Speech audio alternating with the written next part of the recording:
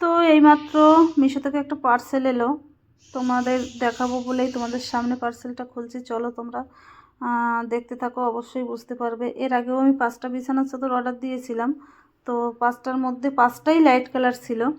তো সেখান থেকে 2টো বিছানার চাদর রিটার্ন ফেরত গেছে, কারণ একটা তো মানে ড্যামেজ ছিল, ওটাকে রিটার্ন করতে গিয়ে আরও একটা সঙ্গে রিটার্ন হয়ে গেছিলো, মানে ভুল করে অপশান যেটা রিটার্ন করবো না সেটাও হয়ে গেছিলো।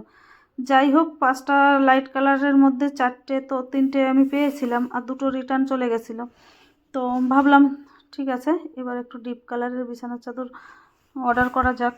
সবগুলো তো লাইট কালার, আর বিছানার চাদর সবারই সবসময় লাইট কালারটাই ভালো লাগে, আমারও তাই। তবে আমার কাছেও কিন্তু খুব একটা ভালো লাগছে না, তোমরা একটু কমেন্ট করে জানিও তো কেমন লাগছে। যদিও বা কী বলবো বলো তো, বললামই তো যে সবগুলো লাইট কালার নেই, এবার একটু ইচ্ছে করেই ভাবলাম একটা ডিপ কালারের বিছানার চাদর নেই। তো আসলে কি আমি ভুল করলাম না কি, তোমরা অবশ্যই একটু জানিও। হ্যাঁ, চলো তোমাদেরকে একটু পাতিয়ে বিছানায় দেখাবো। দেখো ঘরে যেটা পাতানো হচ্ছে আমার সেটাও কিন্তু লাইট কালার। তো একটু আমার সবসময় একটু এরকম লাইট কালারের বিছানার চাদরগুলোই ভালো লাগে। তো চলো পাতানোর পরে কেমন লাগে তোমরা একটুখানি বলো। আমার কাছে তো মনে হচ্ছে ভুলই করলাম ডিপ কালারটা দিয়ে। যাই হোক, বিছানা চাদর তো মানুষের একটা নয়, অনেকই থাকে, একটু ডিপ কালার থাকলেও সমস্যা নেই মাঝে মধ্যে বাচ্চা কাচ্চার বাড়িতে।